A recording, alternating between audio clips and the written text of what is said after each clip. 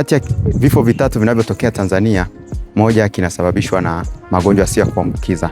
Lakini tukienda mbali zaidi, kwa tafiti ambayo ilifanyika mwaka 2012 ilionyesha kwamba kati ya watu 100 ambao ni watu ambao wana miaka 25 na kuendelea, watu 9 walikuwa na ugonjwa wa kisukari, watu 25 walikuwa na mafuta mengi kwenye damu, lakini watu 26 walikuwa na shinikizo la juu la damu, watu 34 walikuwa na uzito ambao ni mkubwa.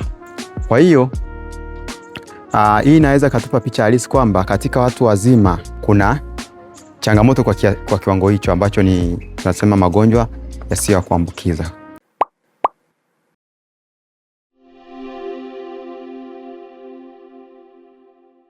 Tunaposema magonjwa yasiyo ya kuambukiza tunamaanisha ni yale magonjwa ambayo hayana vimelea, kwa maana kwamba hayaweza katoka kwa mtu mmoja kwenda kwa mwingine kama alivyo magonjwa mengine. Mfano, kuna magonjwa ya moyo, kuna magonjwa ya kisukari, kuna magonjwa ya figo sugu, kuna magonjwa sugu ya mfumo wa upumuaji tunaita COPD, kuna magonjwa ya afya ya akili kama depression and anxiety. Kwa hiyo magonjwa yako kwa mfumo huu na haya hayana vimelea vya maradhi, kwa maana kwamba hata mwanafamilia kwa kigundulika kwamba na shinikizo la juu la damu hawezi akamwambukiza mwanafamilia mwingine, bali kupitia mtindo wa maisha. Je, ni kwa namna gani tunaangukia kwenye changamoto hizi? Kwanza ni kupitia ulaji usiofaa, kwa sababu watu tumekuwa tunakula kinachopatikana, lakini pia tunakula kwa kufuata moyo unataka nini. Kwa hiyo tumekuta matokeo mengi tunaenda beyond ile requirement za mwili. Naona ni trend kwamba wengi wanapendelea sana fast food, kwa sababu akisikia njaa, kibanda cha pili, cha kwanza, cha pili kuna chipsi, kibanda cha pili, cha tatu kuna maduka ambayo yanauza vinywaji vyenye sukari nyingi. Kwa hiyo unakuta watu wanakula kinachopatikana kwa haraka, lakini kinakuwa kinaleta implication kwenye afya zao. Tumekuwa pia tuna tabia bwete, tunasema sedentary lifestyle.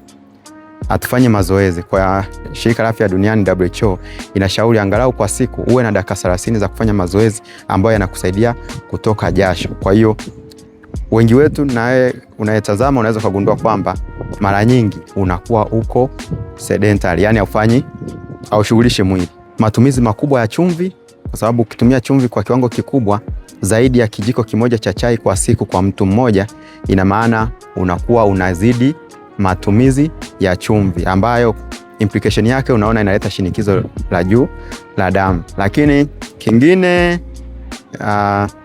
ni uvutaji wa sigara, lakini na matumizi ya pombe. Kwa sasa hivi Shirika la Afya Duniani alirecommend kiasi chochote cha pombe. Inasema kwamba kiwango chochote cha pombe ni hatari kwa afya. Haijalishi umekunywa uniti 1, uniti 2 au umekunywa kidogo. Kwa sasa hivi Shirika la Afya Duniani alirecommend kutumia pombe kwa sababu ni hatari kwa afya. Lakini uvutaji wa sigara pia na matumizi ya vilevi yana implication nyingi, ikiwemo kupunguza hamu ya kula au kuongeza hamu ya kula, lakini pia changamoto nyingine za kiafya ambazo zinaweza kupelekea kwenye maamuzi ambayo sio sahihi.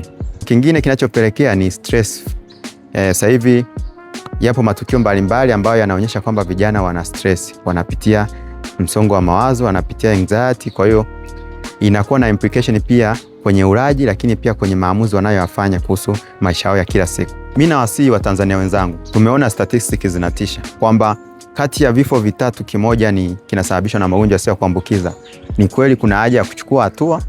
Hii haijalishi uzito mdogo, maana wengine wanasema mimi na uzito unaendana na umbo langu, lakini hawafanyi mazoezi. Hiyo sio sahihi. Mazoezi ni kwa wote. Mpaka WHO inarecommend mpaka kwa mtoto wa mwaka mmoja na yeye anafanya mazoezi. Mzee wa miaka 100. Yaani kama una changamoto hujui ufanye mazoezi gani, hata kama unaumwa joint, una mazoezi ambayo unaweza kufanya na ukawa na afya, ukapunguza uzito, ukawa fit.